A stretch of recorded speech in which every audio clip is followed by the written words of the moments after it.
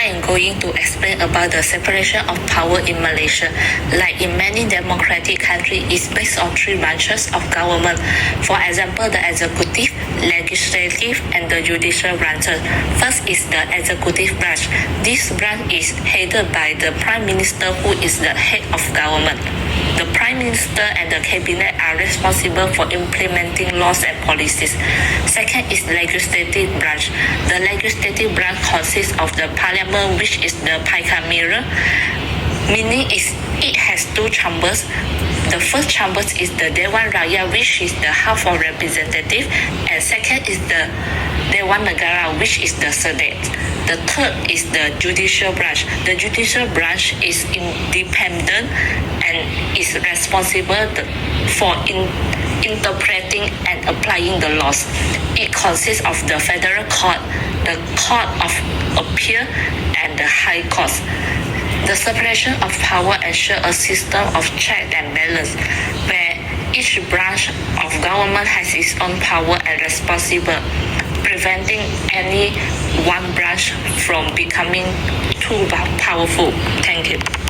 In Malaysia, executive powers are primarily vested in the Yang di-Pertuan Agong, which is the king, at the federal level, and the sultan or governor in each state. These executive powers are exercised through various mechanisms. The first one is the head of state. The Yang di-Pertuan Agong is the ceremonial head of state at the federal level, while each state has its own sultan or governor who serves as the head of state for that particular state. Now the second one would be the appointment of government officials. The YDPA appoints the Prime Minister, who is the head of government, and the other key government officials such as Cabinet Minister, judges, and senior civil servants. For the third, we have the Commander-in-Chief of the Armed Forces. The Yang di-Pertuan Agong is the Commander-in-Chief of the Malaysian Armed Forces. The next one is State of Affairs. The sole executive powers within their respective states, including the appointment of state-level officials and administration of state affairs. The fifth one is emergency powers. The Yang di-Pertuan Agong has the authority to declare a state of emergency in certain circumstances, granting the executive additional powers to maintain peace, stability, and security. Now for the sixth one, we have foreign relations. While the federal government manages foreign relations, the Yang di-Pertuan Agong may play a ceremonial role in diplomatic affairs and state visit. For the final one, we have executive functions. The federal executive, led by the Prime Minister and the Cabinet, is responsible for implementing and enforcing laws, managing public administration, and overseeing government agencies and departments. Overall, the executive powers in Malaysia are distributed between federal and state levels, with the Yang di-Pertuan Agong and the Sultan's governors playing key roles in the exercise of these powers. Thank you. Now I will pass to Nandini to explain about the legislature. Now I'm going to explain about the legislature in Malaysia. First is the bicameral structure, which is the Malaysia Parliament consists of two houses, which is the Dewan Rakyat House of Representatives and the Dewan Negara Senate. The Dewan Rakyat is the lower house and the represents of people Malaysians. Its members, known as members of parliament, are elected through general elections. The Dewan Negara is the upper house and represents the states of Malaysia. Its members, known as senators, are appointed. Each state legislature appoints 2 senators, while the king appoints the remaining members upon the advice of the Prime Minister. So second is Dewan Rakyat, which is House of Representative, comprise of 222 members elected to serve a maximum term of 5 years unless dissolved earlier.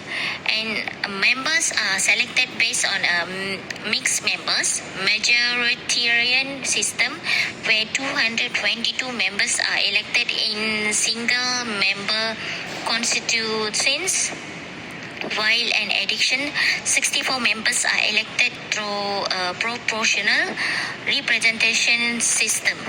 The Dewan Raya has the primary responsibility for making passing laws, approving the government budget, and overseeing the executive branch.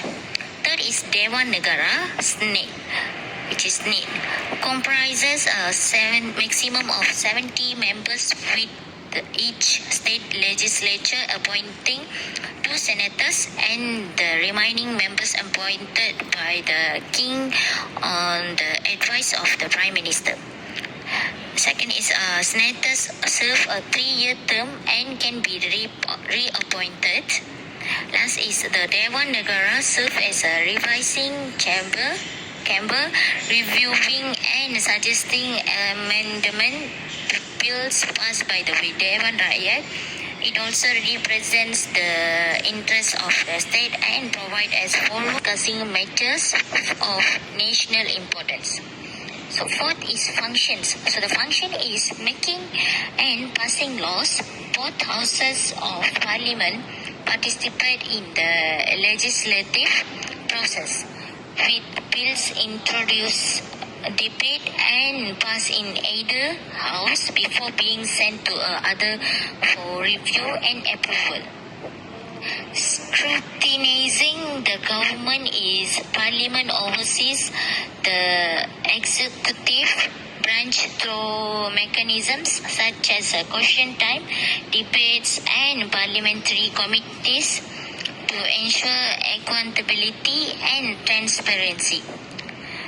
Last is representing the people, which is members of parliament and senators represent the interest of their constituents and participate in parliamentary debates and discussion on issues affecting the nations.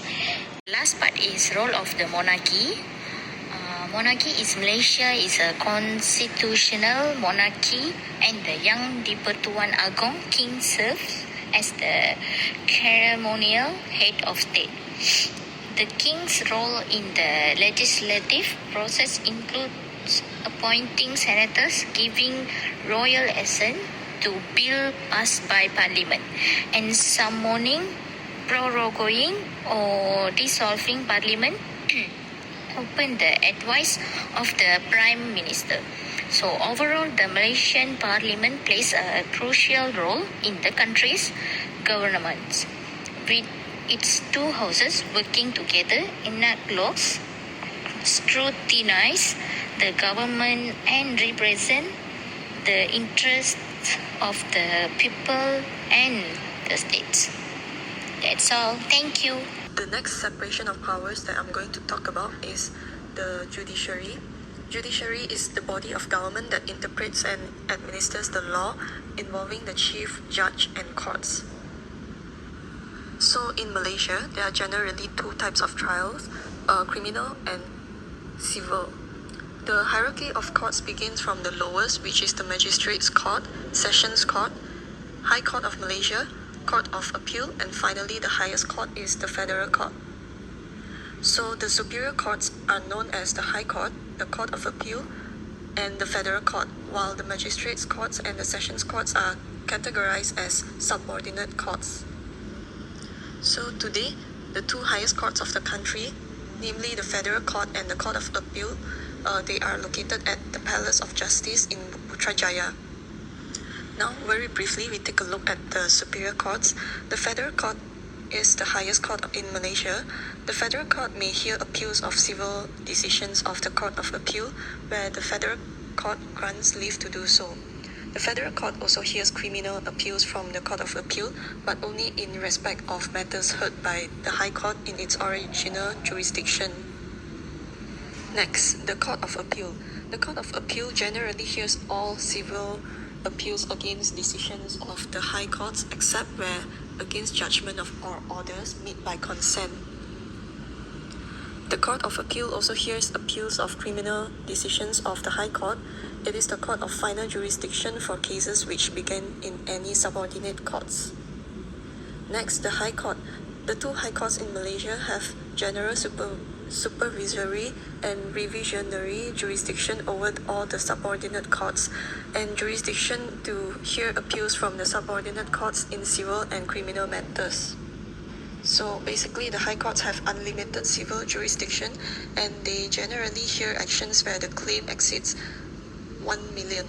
Other than actions involving motor vehicles accidents, landlord and tenant disputes and distress, they also hear other matters relating to the validity or dissolution of marriage or divorce, and matrimonial causes, bankruptcy and matters relating to the winding up of companies, guardianship or custody of children, grants of probate, injunctions, specific performance, legitimacy of persons. Next, the subordinate courts. The subordinate courts include the magistrates' courts and sessions courts in Malaysia, which both of them have power in both criminal and civil matters. The magistrates' courts are divided into first class and second class magistrates, the former being legally qualified and having greater power. The second class magistrates are normally appointed. Next, the other courts. So we have the other courts such as the Court for Children, previously known as the Juvenile Court, hears cases involving minors except cases carrying the death penalty, which are heard in high courts instead. So the cases for children are governed by the Child Act 2001. A child is defined as any person below the age of 18 years old. And then the Special Court was established in 1993 to hear cases of offences of wrongdoings made by a ruler. A ruler includes the Yang di-Pertuan Agong, the King, and the Sultan of monarchical states in Malaysia, such as the Yang di-Pertua Negeri. Next, we also have the Sharia courts, which is a parallel system of state Sharia courts which has limited jurisdiction over matters of state Islamic Sharia law. The Sharia courts have jurisdiction only over matters involving Muslims and can generally only pass sentences of not more than 3 years of imprisonment, a fine of up to 5,000 and or 6 strokes of cane. Next, appointment of judges.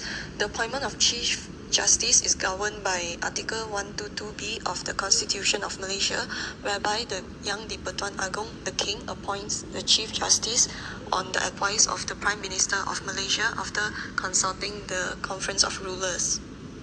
As for the appointment of the President of the Court of Appeal, the Chief Judge of Malaya, the Chief Judge of Sabah and Sarawak, and other federal court judges, similar procedure is taken with the additional requirement of consultation with the Chief Justice.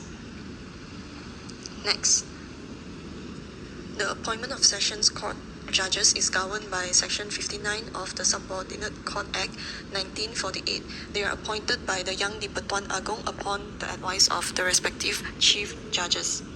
And Section 78 of the Subordinate Courts Act 1948 provides the appointment of magistrates are done by the respective state government upon the advice of the respective chief judges, except for magistrates in the Federal Territory, where they are appointed by the Yang di-Pertuan Agong upon the advice of the chief judge. From us, thank you.